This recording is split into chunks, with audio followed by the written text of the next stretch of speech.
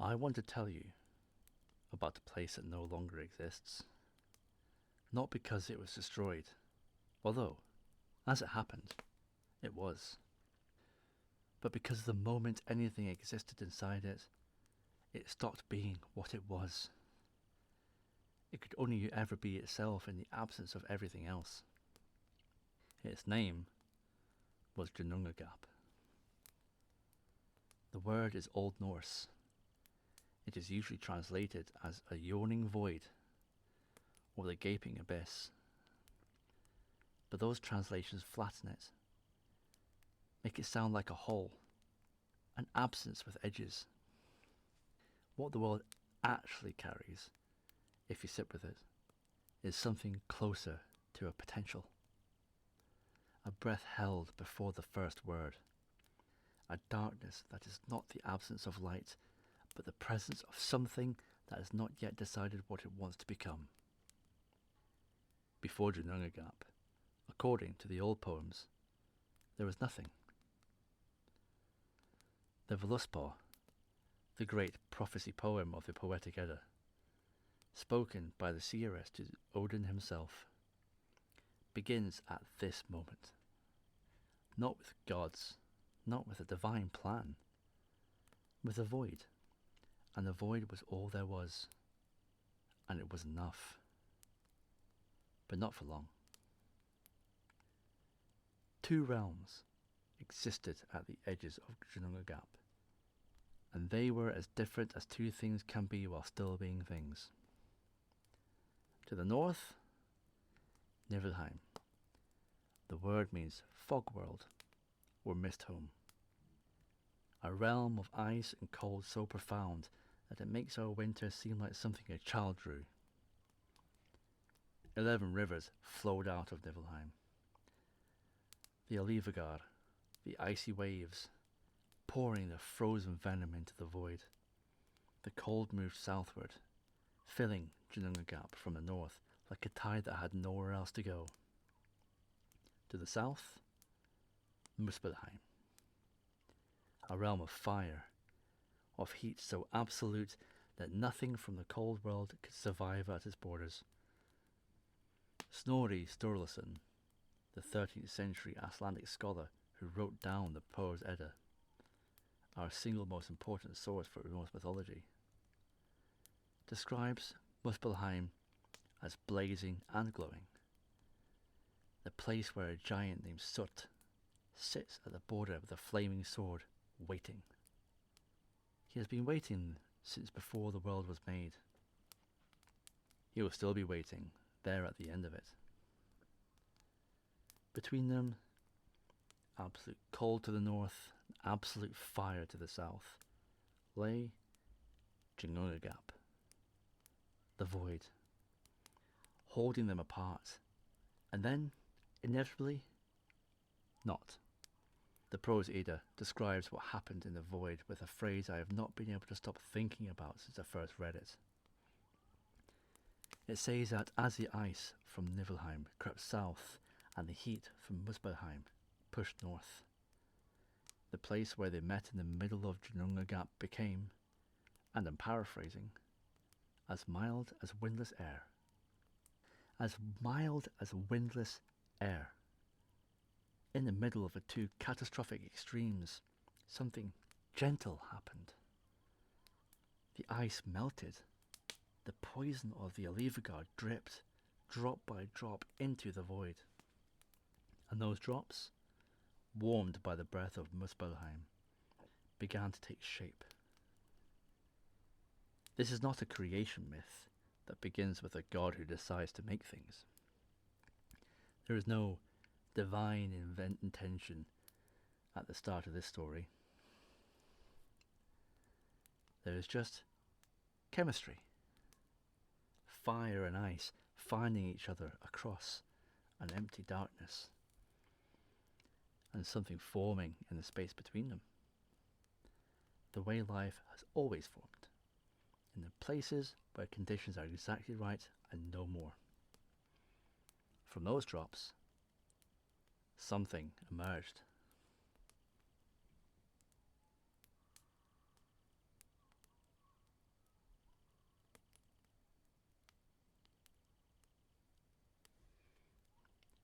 His name was Ymir. The first being in Norse mythology was not a god. That is worth sitting with. The first living thing, the entity from whose body the entire physical world would eventually be made, was a giant, a Jotun, a frost giant, born from the dripping melt of ice and venom in the gap between fire and cold. Ymir was vast. Ymir was ancient in the way that only the first thing can be ancient. Not old by comparison to other things, but old in the absolute sense, because there was nothing before. And Ymir was strange, even by the standards of a mythology populated by genuine strange things. While Ymir slept, he produced other things from his own body, not intentionally, not through an act of creation, but simply by existing, by sweating, according to Snorri, by the warmth of his sleeping body working against the cold around him. He generated life. A man and a woman emerged from his armpits. A six-headed being grew from his legs. They were the first frost giants, Ymir's children, and the ancestors of the Jotnar, who will spend the rest of Norse mythology in various states of conflict, alliance, and uncomfortably family dinners with gods. Because the gods, it turns out, are related to Ymir too. Just not in the way that makes anyone comfortable. At the same time Ymir formed from the drooping ice, something else emerged from the void. A cow. And her name was Audumbla. 4 rivers of milk flowed from her, and with that milk she fed Ymir. And that's how the first being in the Norse universe sustained itself, on the milk of a cosmic cow who had appeared from the same dripping ice. There is something almost mundane about it, something that refuses to be grand. The first being eating, the second being providing. The universe's first relationship, as ordinary as a farmyard and as vast as the void it happened in. Audumbla fed herself by licking the salty ice blocks of Ginnunagagap. And as she licked, slowly over 3 days, something was revealed. On the first day, she uncovered hair. On the second day, a head. And on the third day, a whole man. And his name was Buri. He was tall and strong and, according to the Prose Edda, beautiful. He is the first of what will become the Aesir gods. The pantheon we know, the gods of Asgard. He did not spring from divine intention. He did not descend from heaven. He was licked out of a block of ice by a cow over 3 days in a void that barely existed yet. This is Norse mythology. It does not apologize for itself. Buri had a son named Bor. We are not told how. The sources simply state it, as if the mechanics mattered less than the result.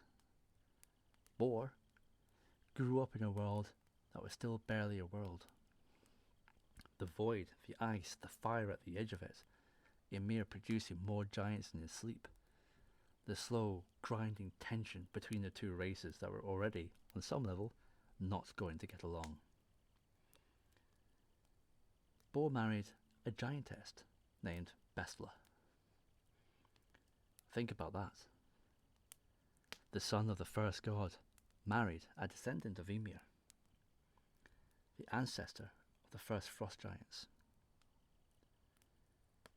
From the very beginning of the Norse universe, the line between gods and giants were not a line at all. It was a family tree. The gods who would one day fight the giants, who would one day be killed by the giants at the end of the world, were also the giants' grandchildren. From Bor and Besla came 3 sons, Odin, Vili, and Ve. The greatest of them, Odin, would become the Allfather, the ruler of the gods, the one whose name the Old Norse call out in battle and whispered in prayer. But that comes later. That comes after what happens next. Because what happens next is a murder.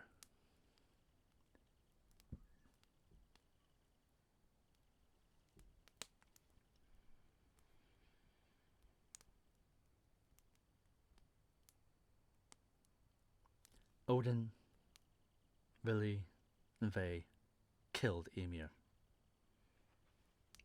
The sources do not dwell on the reasons. They do not tell us whether there was a confrontation, an argument, a moment when Ymir did something that could not be forgiven. They simply tell us that the 3 brothers killed the first thing in the Norse universe. The great-great-grandfather of their own mother, the entity from whose existence the whole history of the world had branched. They killed him. And then they did something extraordinary with what was left. They took Ymir's body to the centre of Ginnunagagap and began to make the world from it. His flesh became the earth. His blood became the seas and all the waters of the world. His bones became the mountains. His hair became the trees. His skull became the sky, held at its 4 corners by 4 dwarfs. Nordri, Sodri, Alstri, and Vestri, north, south, east and west. His brain was thrown into the air, became the clouds.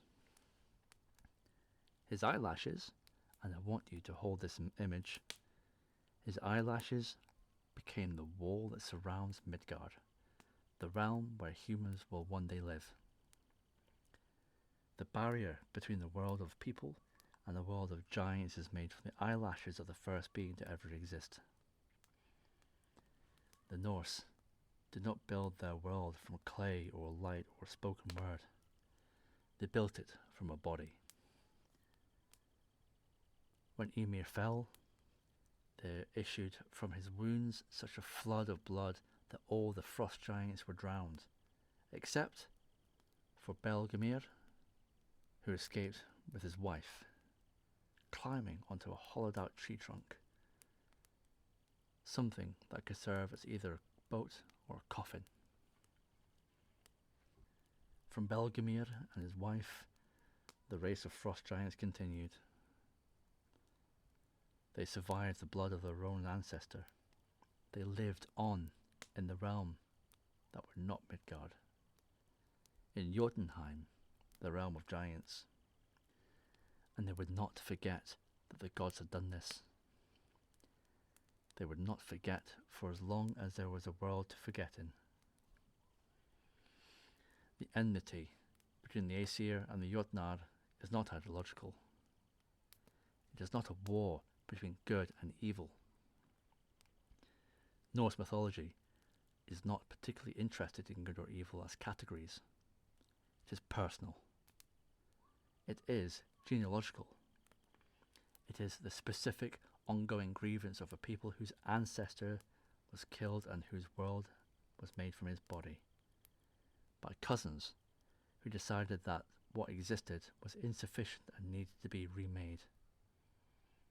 You can understand why they are still angry. The gods discovered maggots in Ymir's flesh.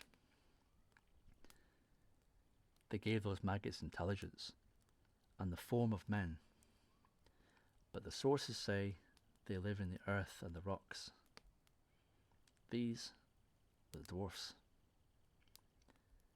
Not the creatures of later legend, not the gold-obsessed, cave-dwelling craftsmen of medieval imagination, although they are related to those. The dwarves of Norse mythology were something older and stranger, born from the rotting flesh of the first being, given minds by the gods almost as an afterthought, as if intelligence was something that happened to things when the gods looked at them long enough. The dwarfs would become the finest craftsmen of the 9 worlds. Everything the gods possessed of worth, their weapons, their tools, the chains that would bind the great wolf Fenrir, the ship that folded to fit into a pocket, came from the dwarfs. Created beings, made from decay, who turned out to be capable of making the most beautiful things in all of creation. There is a thought in there somewhere about where skill comes from.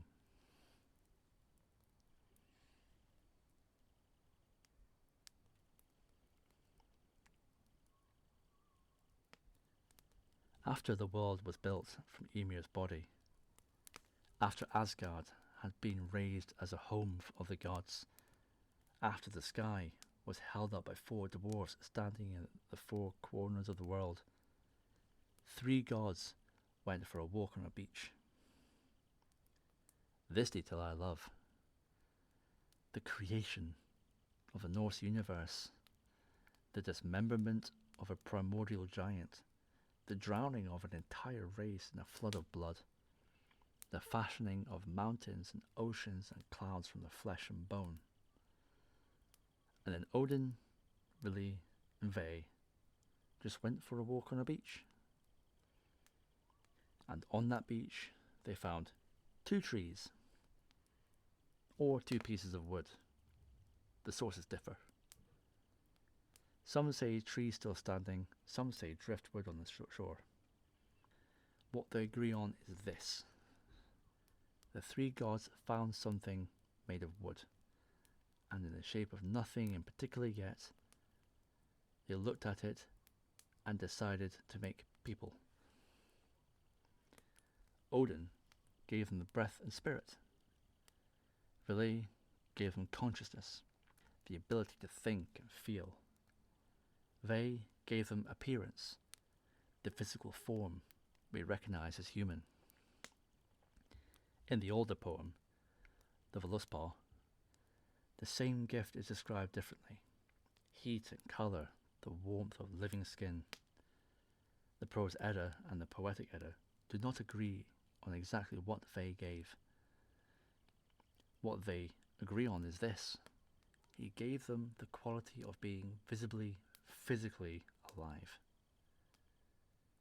They gave them clothes and names. The man they called Ask, from the Old Norse word for ash tree. The woman they called Embla, elm, perhaps, or vine. The sources did not agree on that either. From Ask and Embla, all human beings descended. We are made from trees. Our first home, Midgard, the realm of humans, was encircled by a great serpent, Jormungandr, lying coiled in the ocean and surrounded by a wall built from Ymir's own eyelashes, protected space set apart from the realm of giants by the sea. The gods did not abandon us here. They built us as a world first. A middle place, surrounded and protected, between Asgard above and the giants beyond the sea. They were given a home, prepared for us. We were given a home, prepared for us, bound by the larger cosmic architecture already in place. We were made from trees found on a beach, given the breath of Odin, the mind of Vili, and the warmth of Ve. And we were set down in a world made from a murdered giant's body. No wonder the Norse had such complicated feelings about existence.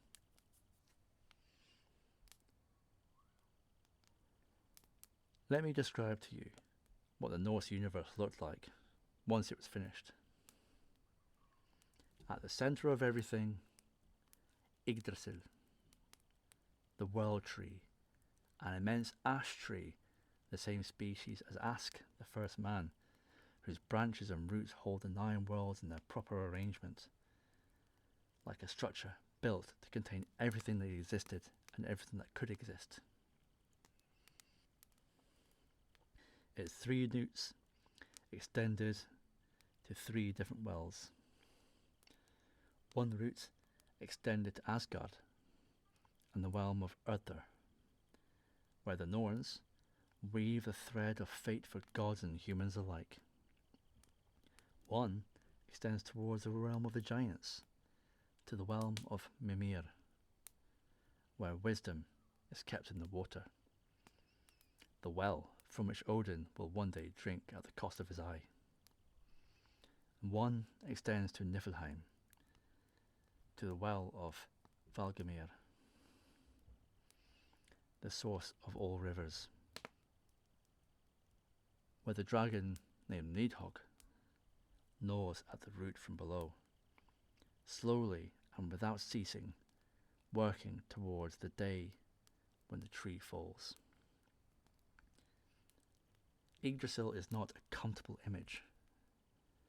A tree that holds the universe together, being chewed from underneath by a creature that wants to end it, while at the top an eagle sits surveying everything, and a squirrel named Ratatosk runs up and down the trunk all day carrying insults between the eagle and the dragon, keeping them in a state of perpetual hostility. The Norse cosmos is not a stable place. It is a structure maintained by effort and a constant threat, tended by beings who know exactly how it ends, who tend it anyway. And the 9 worlds that Yggdrasil holds. Asgard, the home of the Aesir gods. Vanaheim, home of the Vanir, an older family of gods, different from the Aesir, who will eventually make peace with them and exchange hostages after a war. Midgard, where we live. Jotunheim, realm of the giants. Niflheim, the cold realm from before creation. Muspelheim, still blazing at the edge of everything, still guarded by Surt and his flaming sword. Alfheim, home of the light elves. Svartalfheim, home of the dark elves and the dwarves. And Hel, the realm of the dead, ruled by a goddess by the same name, daughter of Loki, half living and half dead. 9 worlds, all of them connected by the roots and branches of a tree. All of them populated by beings who are, in one way or another, related to each other through Ymir, through the body that became the earth, through the blood that became the sea. You cannot go anywhere in the Norse universe without standing on something that was once alive.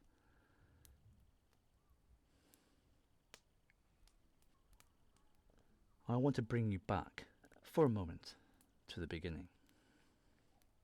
To Ginnunagagap, to the silence before the ice moved, before the fire reached across, before the first drops formed in the mildness between 2 extremes. The Norse creation story is unlike most others in a very specific way. It does not posit a universe created with humans in mind. It does not tell you that everything was made for you, that you are the point of it. that the stars were arranged for your benefit and the seasons arranged for your comfort. In the Norse universe, humans are an afterthought. We appeared after the cosmos had already been built, as something the gods made from wood they found on a beach. We were given a home, yes, a protected middle place, well bed, surrounded. But the universe was not made for us. It was made from a giant, by the giant's grandchildren, for reasons that were not ever entirely clear. And we arrived later to inhabit what was left. The giants are still out there, beyond the sea, in Jotunheim. Bergelmir and his wife escaped the flood on what could serve as either a boat or a coffin. They survived. Their children survived. Their grievance survived. The wall of Ymir's eyelashes that surround our world is there for a reason. And at the root of Yggdrasil, Nidhogg is still gnawing. The Norse did not tell this story to comfort themselves. They told it because they looked at the world, at the ice that came without warning, at the sea that took ships whole, at the darkness that came back every winter as if it were testing whether it could stay this time. And they recognized a universe that was not hostile to them, but was not designed for them either. A place that required constant tending, constant effort, constant acknowledgement that the things keeping it together were fragile. That recognition produced a particular kind of person. One who did not expect the world to be fair. One who understood that bravery mattered because the outcome was never guaranteed. One who could look at the dragon gnawing at the root of the world tree and think, not yet, not today. The same recognition produced these stories.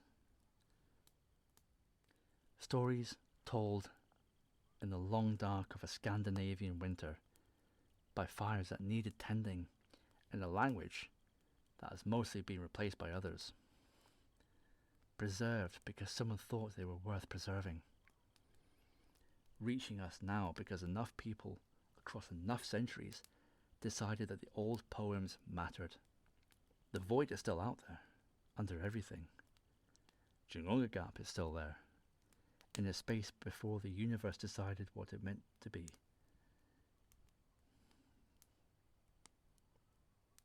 Next time, we go deeper into the world they made, the gods who inhabit it, the holes they built, the tree at the center of everything, and the creatures that live in its branches. Odin himself is next. And Odin, as we will discover, is not a comfortable god.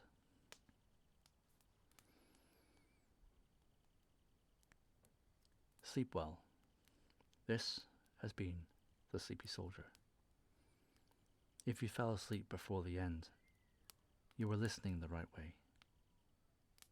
Good night.